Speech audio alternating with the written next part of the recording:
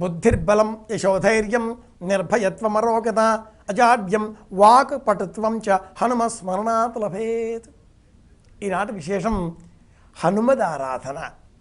అట్లాగే రేవతి నక్షత్రం ఉన్న కారణంగా దంపతుల మధ్యన ఏవైనా ఇబ్బందులు కలుగుతున్నప్పుడు, భార్యాభర్తల మధ్య పొరపచ్చాలు అలా కనిపించినప్పుడు విశేషించి ఈ రోజున శివారాధన చెయ్యాలి. పార్వతీ పరమేశ్వరులు ఉభయులను కూడా అర్చించాలి. రేవతి నక్షత్రానికి ఒక ప్రత్యేకత ఉంది. రేవతీ స్థివేతి ద్వాభ్యాం వాసోభిమంత్ర్య అంటూ వివాహ సంస్కారంలో రేవతి స్వావ్యక్షన్ కృత్తికాశ్చాకృంతగుశ్చ ధియో వయన్న వగ్న అవృంజన్ అనే మంత్రం చెప్పి కట్టుకునే వస్త్రాలను అభిమంత్రించి ఆ పెండ్లి కొడుకు పెండ్లి కూతురు ఇరువురికి కూడా ధరించవలసినదిగా అందజేస్తారు. ద్వాభ్యాం అవి 2 వస్త్రాలు ఉంటాయి.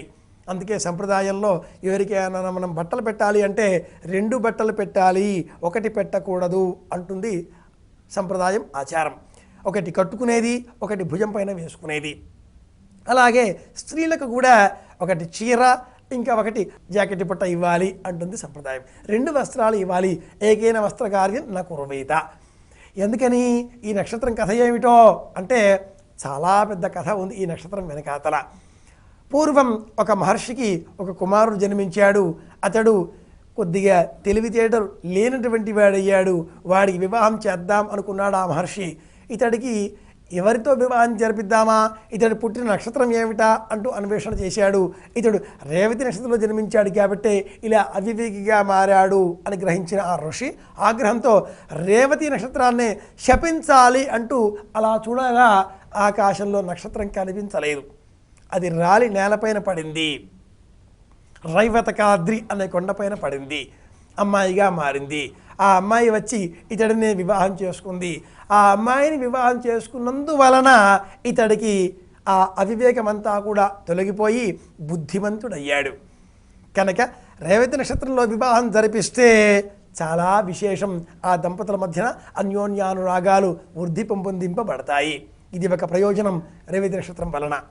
రెండవది, నెలలో ఎప్పుడైనా కూడా రేవతి నక్షత్రం ఉన్న రోజున భార్యాభర్తల మధ్య ఏవైనా ఇబ్బందులు పొరపచ్చాలు వచ్చినప్పుడు వాటి నుంచి విడుదల పొందే నిమిత్తమై ఆ ఇరువురు కూడా శివుడు పార్వతి ఇరువురిని అర్చించాలి. ఆ దంపతులు ఈ ఆది దంపతులను అర్చించినందువలన అర్ధనారీశ్వర తత్వం బోధకమవుతుంది.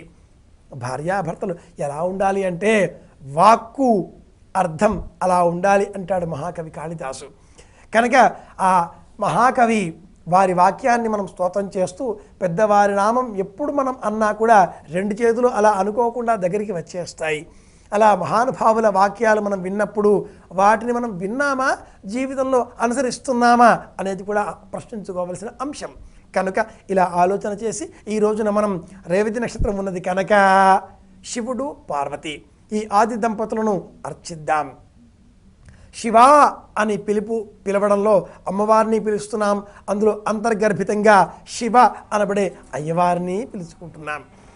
కాబట్టి ఇరువురిని ఏకకాలంలో సంబోధించే విధంగా మనకు ఆ స్వరూపం దైవం ఇలా అర్ధనారీశ్వర తత్వాన్ని ఆవిష్కరింపజేసింది.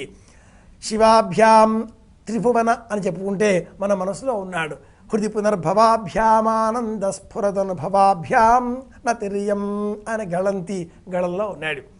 వసంతి మచ్చేతో హృదభవి శివానంద లహరీం ఆయన మన మనస్సులో ఉన్నాడు. మరి అమ్మవారో అక్కడ విడదీసే ప్రశ్నే లేదు కదా, ఒక్కటే కదా.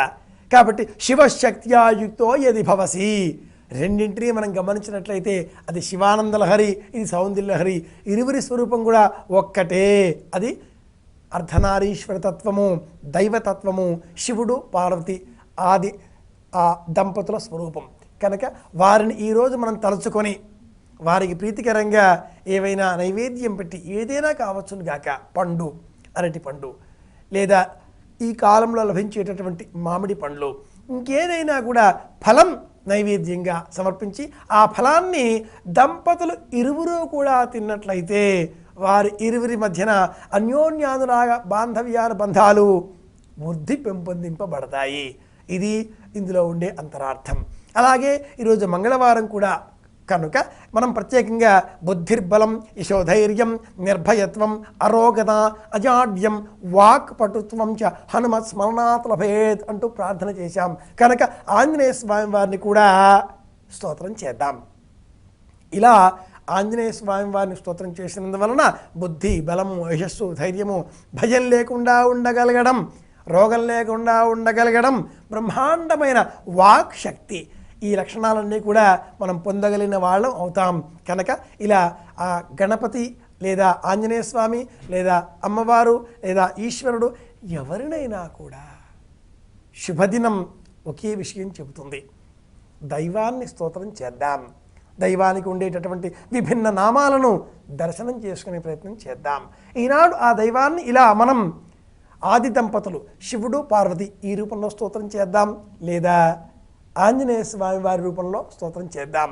దైవం అనుగ్రహంతో అందరం క్షేమంగా ఉందాం అని కోరుకుంటూ శుభమస్తు.